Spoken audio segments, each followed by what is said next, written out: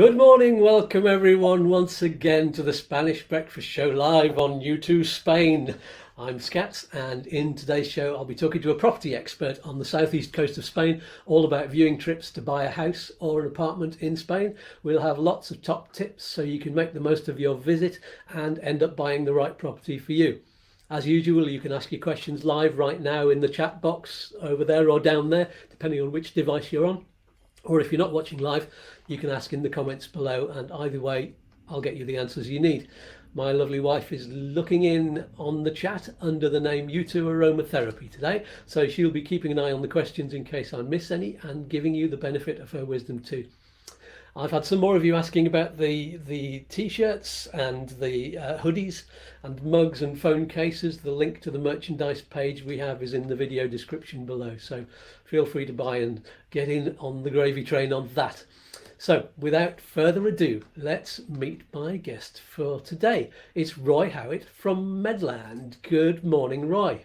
Morning, Skatz. Greetings from sunny Spain this morning. Wonderful. That's good to hear. Great to have you on the show. How are you doing? Yeah, I'm doing great, thank you. Thanks for the invite. And I hope people will find what we're going to do today interesting, talking about the viewing trips.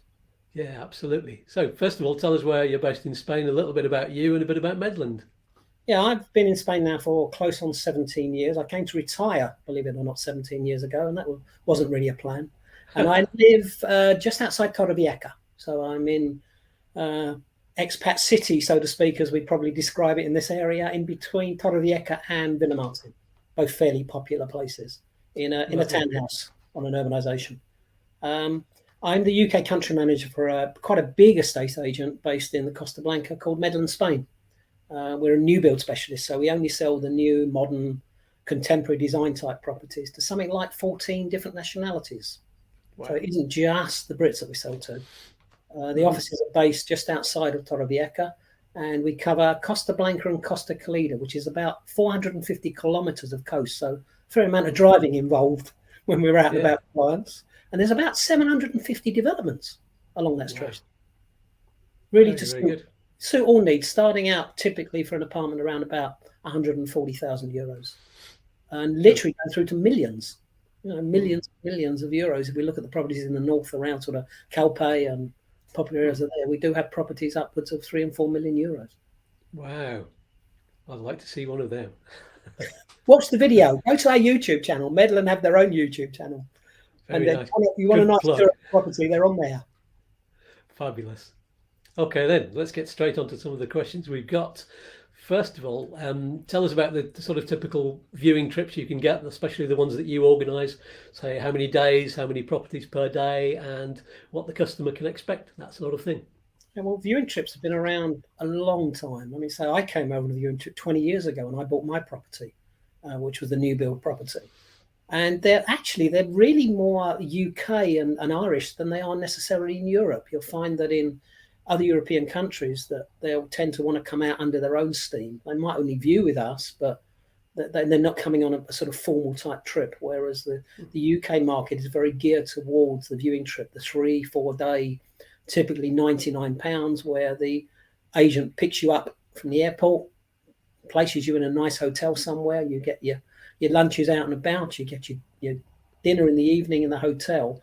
And then they take you around and view properties, but you are tied to that particular agent. And the most common price is between sort of £99 and £150 are the prices that are advertised. But it's interesting, a number of agents also claim to offer free viewing trips. But look at the fine print. It's quite interesting because I was looking this morning for coming online, how many of them say, free viewing trip. And then what we do is you pay for everything, but we'll still pick you up on that. And then if you buy something from us, we'll give you back your money.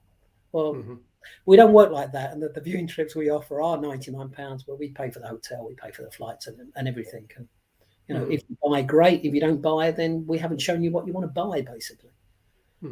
So viewing trip, 3-4 days, covers the area. You have the option of talking to lawyers, talking to the banks, and hopefully you go away with the right property for your needs. I've done hundreds, Skatz. I mean, literally over the years, hundreds and hundreds of these viewing trips. Yeah. Do you enjoy them?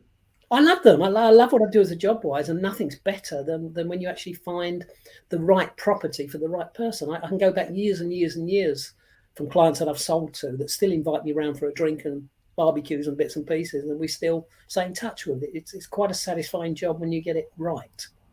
Yeah, yeah. Especially if they're lovely people, especially if they've got one of the 3 million properties. Well, yeah, but obviously they're spending quite a lot of money. They'll invite. I'm not a golfer, and the number of times I could play golf for free at the various stuff we've sold is incredible. But it, Very it, nice. it is quite nice that the range of people and the diversity of people that you meet. It's also different for us because at Medland we're employed, we're on contract, Hmm. so we actually get a wage regardless whether you buy from me or not. I'm not having to go around sort of desperately having to sell to live, fortunately, and we've got our expense cars and everything else. The most common way of being employed in Spain is autonomo, is to be self-employed as an agent, which means you rely on selling a property to somebody in order to earn money. Yeah. I think it applies an unnecessary pressure to the client that's coming over. You know, the poor guy that's taking you out has got to put food on the table by selling your property. We don't have to worry so much about that. Well, that's good. Makes you less pushy. I'm not fond Yeah, of pushy salesmen. yeah. Because I think one of the big worries in people who come on these viewing trips is that they're going to get, it's going to be pushy, it's going to be high pressure. And if I go back 20 years, trust me, it was. Hmm. When I came over on my viewing trip, it wasn't just me, it was three couples who got met by this guy in a transit van at the airport. Hmm. And you're trying to look at different properties with different people, and they did all the normal things like on the phone to his boss saying, "Oh no, I can't possibly do that price." And it was being a professional sales. I've always been in sales, so Yeah. and been a sales trainer, so it was quite amusing seeing some of the techniques things they were using at the time to Do you ever persuade. get people arguing on some of the customers arguing, saying, "No, I want that one.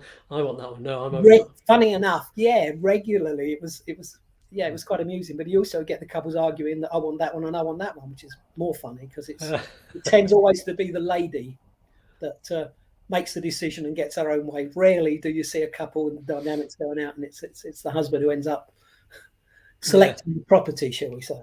I've seen that on A Place in the Sun and Location, Location, Location, those kind of programs. Yeah, Yeah, yeah. and you're right. It's funny enough, you said something there. Location is key again. When we do a viewing trip, which is the 3 or 4 day, we don't normally even potentially look at properties on the first day. We're Hmm. really much more focused on the location because you get these people who come over and make the mistake of having this great big list of properties that they want to see without knowing any of the locations. Hmm. So you'll say, yeah, we want to see this is, and I've had people come out and present me with 15 and 20 properties that they want to see, which is not going to work and it's not going to happen. Let's find No. out where they want to be first of all, because it can vary quite dramatically Hmm. in terms of the lifestyle, whether it's holiday or relocation. And again, it defies, I never can understand why somebody comes over on a 3 or 4 day trip when they're going to relocate and come and live. It's going to be their second home. They've never been to the area before. And they're Yeah. going to come out and buy a villa at 300 grand to live in for the rest of their life. Yeah. I can't understand it. How does that make any sense? They do it, and don't get me wrong. I've done it in the past. I've got a client recently who's delighted, loved their property they bought on a relocation. Hmm. But no, it's a strange situation, should we say? Hmm. Let's get on to a question from one of the Facebook groups. Let's Mm-hmm. put it up on the screen.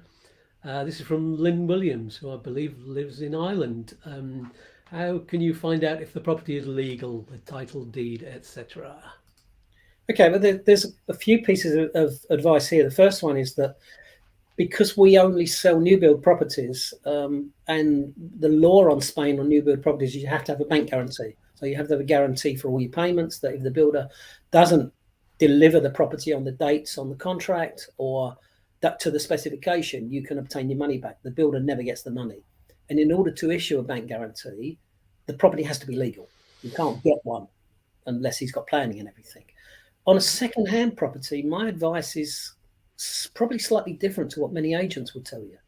And my advice is that the process is you find a property, you sign a reservation form, you pay 3,000, 6,000, whatever it is to reserve that property, and then you start the legal process. My advice is never pay the builder or never pay the agent. Pay that reservation amount to the lawyer who can then sit on it until he's checked that all the paperwork is legal. Mhm. And that's And your lawyer, not the company's lawyer. No, that no such thing as a company lawyer. You need an independent lawyer. Obviously, again, the big piece of advice always is to find somebody. And there's a very good registration thing at the consulate, in our case in Alicante, that lists independent UK English speaking lawyers. We, as a company, we don't care which lawyer you use as long as you use a lawyer. And we always say, try and use a lawyer in the local vicinity to the property you're buying, because when that letter comes through your door where they're asking you for money for something that you don't understand because it's written in Spanish, it's a lot easier to go and pop into the local office of the lawyer that did the original transaction and say, hey Jose, what's this? It's good if you send an email, it's going to take a while to come back. Yeah, and you can use Google Translate and bits and pieces, but it's going to be something silly. It might just be your non-resident tax or your rates or something else that's come through that you don't fully understand. And it seems that it's a lot safer these days than it was back in the 1990s when all the horror stories were coming out about property not being yours, etc. Oh yes, it's totally different. I consider when I first was selling over all those years ago to now.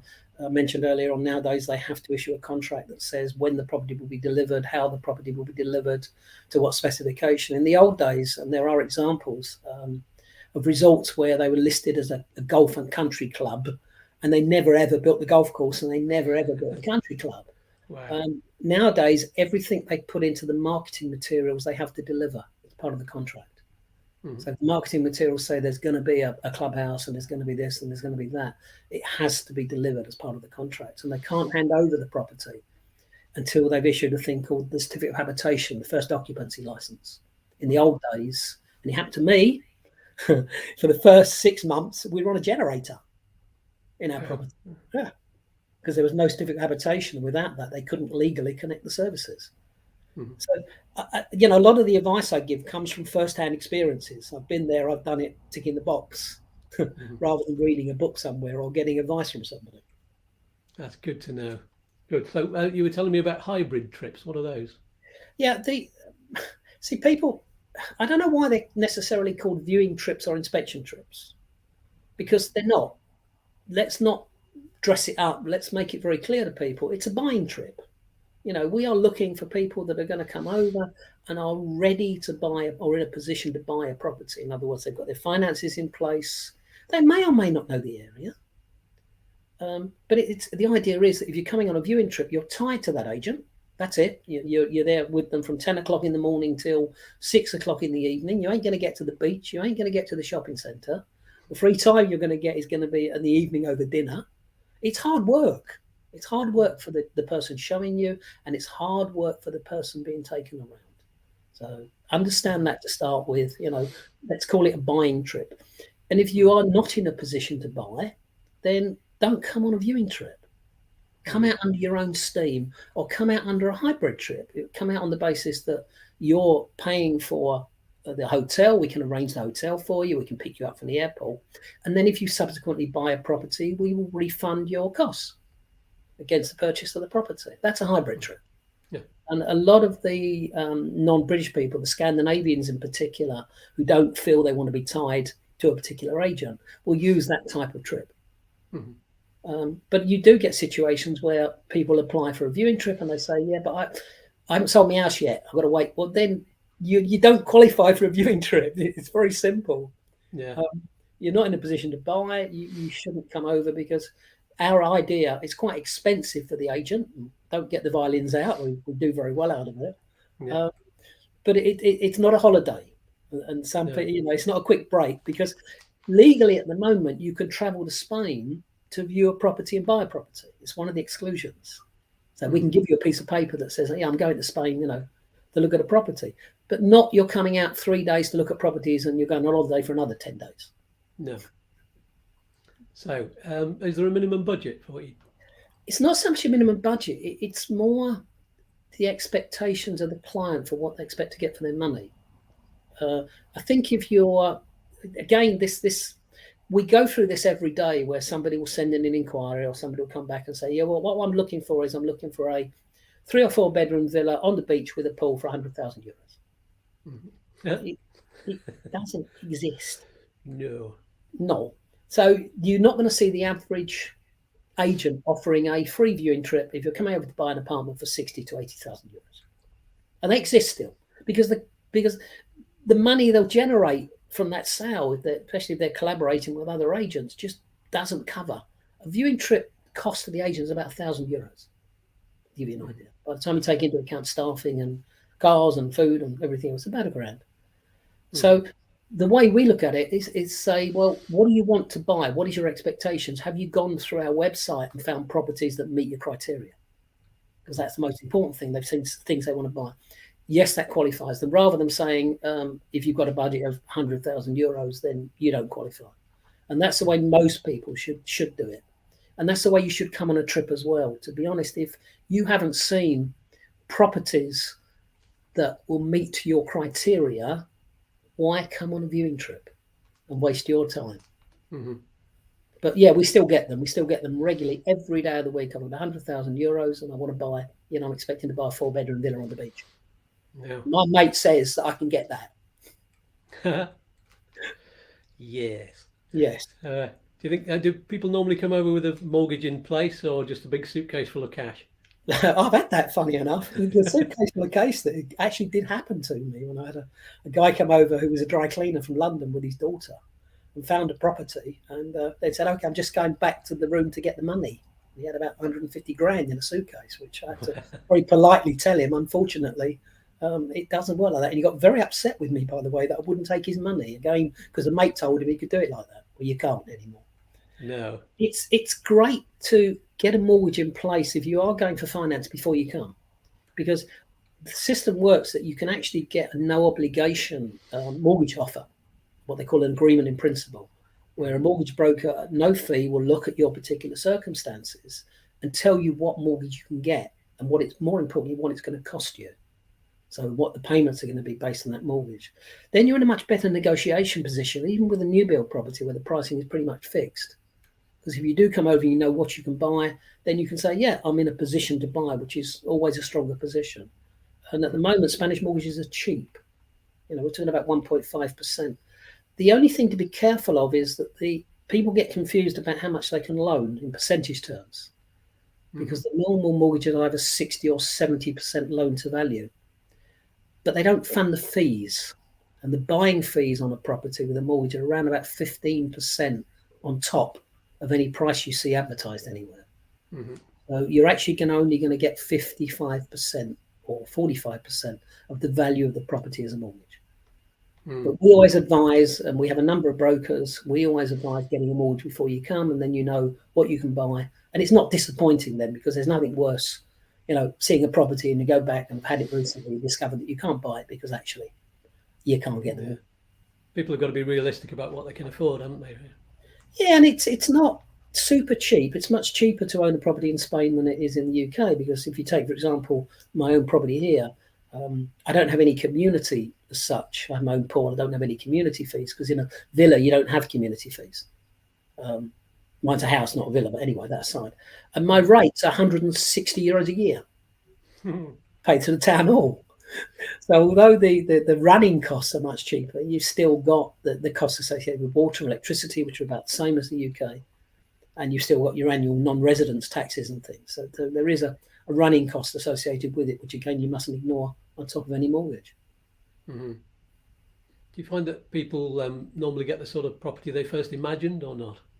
If I had €1 for every time somebody came out and gave me a list of properties that they wanted to see and buy, and they didn't, and they actually bought that list of properties, I wouldn't be working. They never, ever, or very, very rarely do the people come over and buy the property that they've selected. Very, very rarely. And people also make the mistake of looking at do you know that on some of the portals out there at the moment, 30% of all the properties being marketed and advertised are fictitious. Wow. They don't exist, or they do exist, but they've been sold, or the pricing is incorrect, or they haven't even got them as listings. They're just a dangled carrot then. Yeah. They're just to get people to make inquiries. And, I say very often, if you are booking a viewing trip and you're looking at second-hand properties, resale properties, ask the agent to confirm the properties that he's booking you to view actually exist. Because invariably they'll arrive and they'll say, well, actually, no, that one's sold now. And I've seen situations where people have selected 10 properties and only one has been available. Mm. And Wow. what the agent is wanting to do is to show them what they want to show them, as opposed to showing them what the client really wants to see. Mm-hmm. There's some really good information coming out, Roy, and thank you. Your answers. We're not going yet. There's more questions, but just want to say to the viewers, if you like what you're hearing, then click on that like button, and that really helps the channel and tells us that you're getting the right kind of answers. So let's have some more questions. We'll do about another 10 minutes, I'd say. And what are the common mistakes that people make? Well, the common mistakes people make, the first one is this situation where they think they're going to go out and see 10, 12 properties in a day.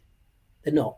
The optimum number is 4 or 5 in a day, because your brain just goes.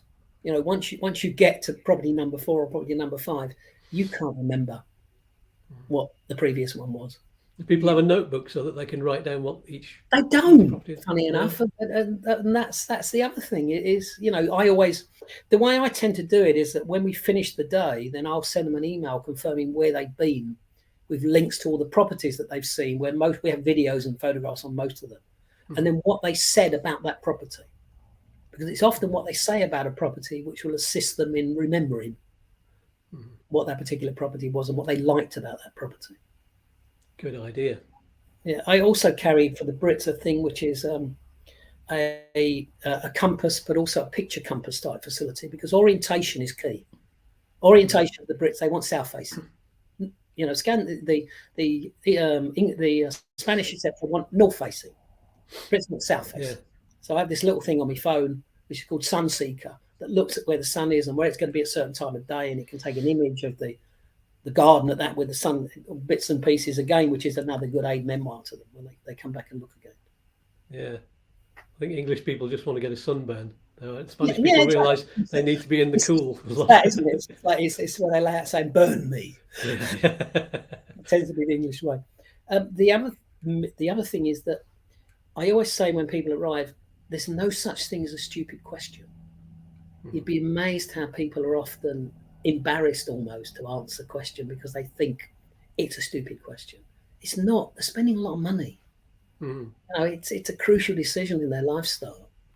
But also remember, you're buying on life, not just on location. You're buying on lifestyle. There's no point in buying a rural property if you've got to rent it out, because you're not going to get rental income.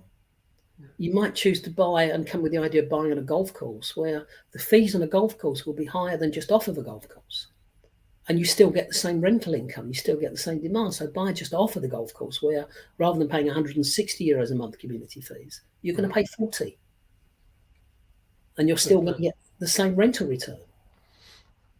Be guided by your agent. Don't be scared to give the agent the information. Again, a lot of people are guarded. Oh no, I'm not going to tell him that because he's going to.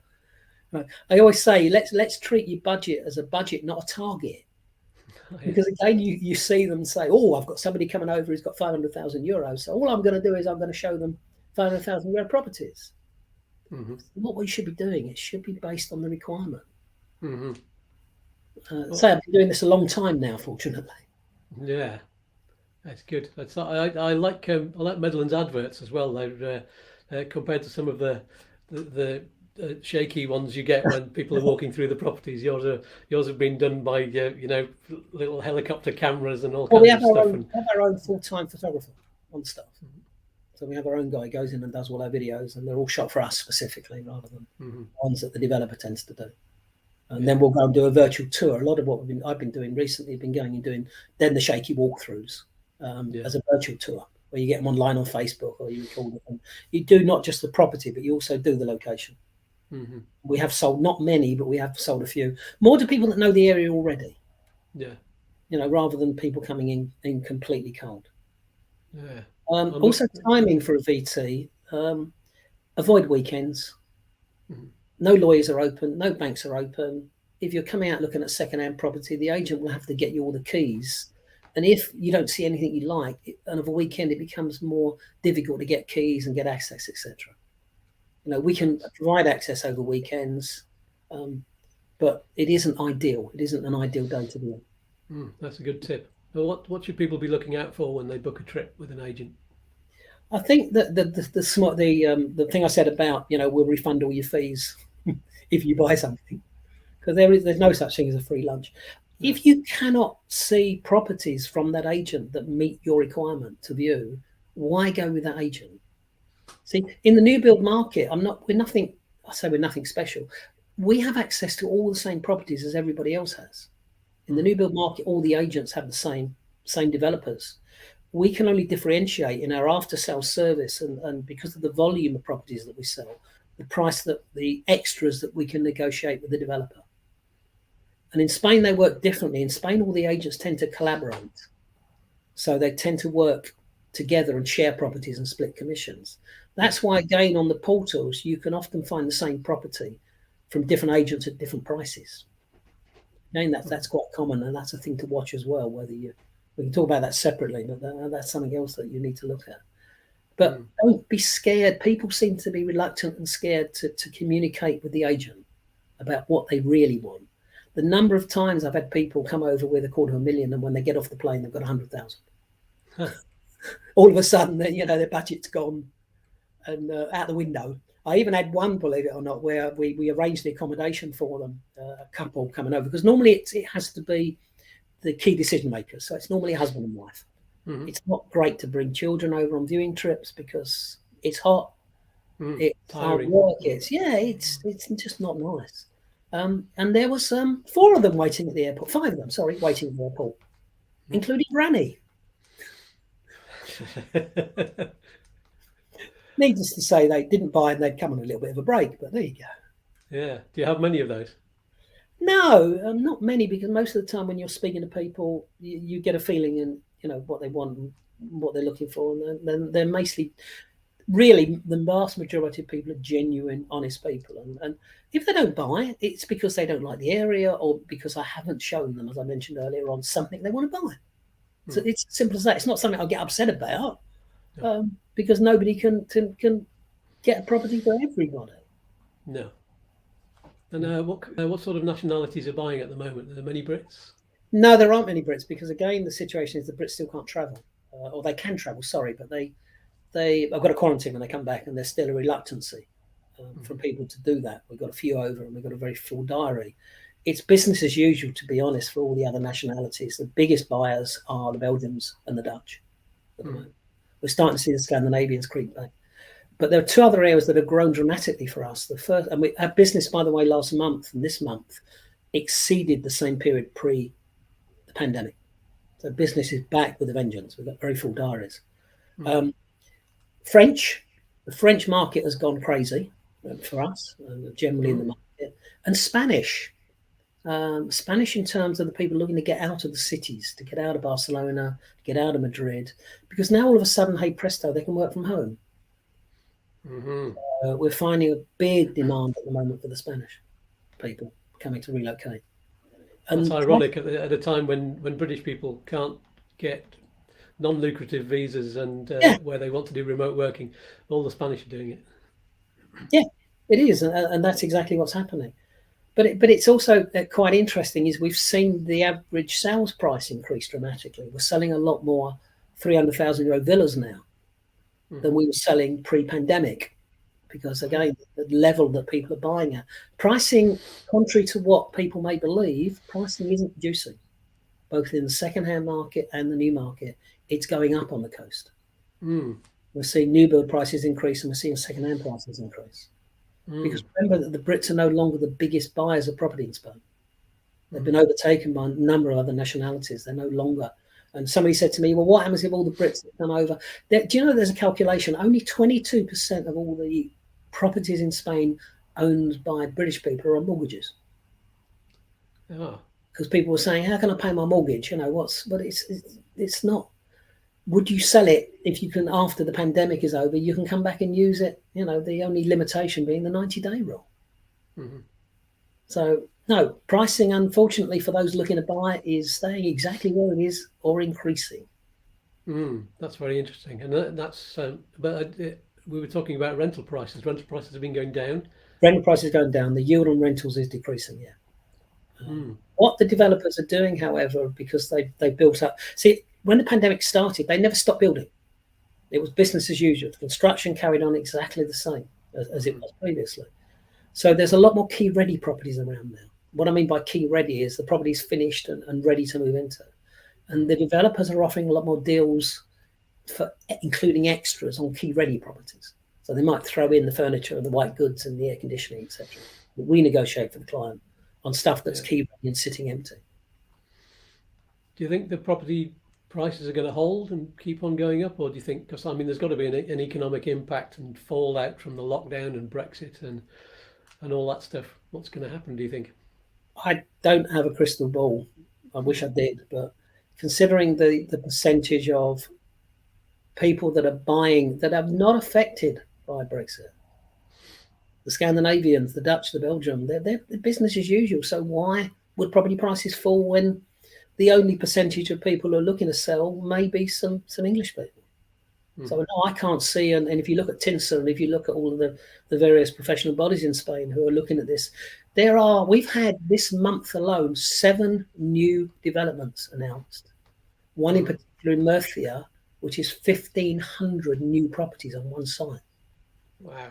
Yeah, very exciting development built right in Lagoon, near just on the Mar Menor, near to Los Alcázares. Brand new development, not launched yet. 1,500 properties around a swimming lagoon. Beautiful. So very nice. So much new stuff going on, and it's selling. Some villas in Avelices that launched 199,000 euros 2 weeks ago. They've got one left of the 9. In 2 weeks, they've sold 8 of the 9. Brilliant. Well, listen, we've got to the half an hour. I'm sure there are lots and lots more questions that people will have after the show in the comments, and I'm sure we can have you back shortly. Yeah, I mean, so I think it'd be nice to do something maybe on the Costa Blanca versus the north versus the south. Perhaps people would be interested in. Yeah. The different types of properties and the price bands. And you also have something to say about the health service, haven't you? I do, yeah. A bit of a scare yourself. Yeah, about 7 weeks ago, I had quite a major heart attack.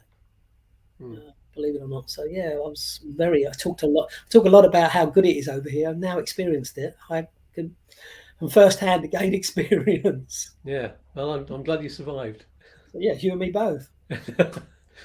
So we've let's finish it off there for today, and as I say, if you have any more questions out there, ask them in the comments below and we'll get you some answers. And I'm going to let Roy go now. It's been excellent talking to you, very informative, and thanks for taking the time to help the viewers.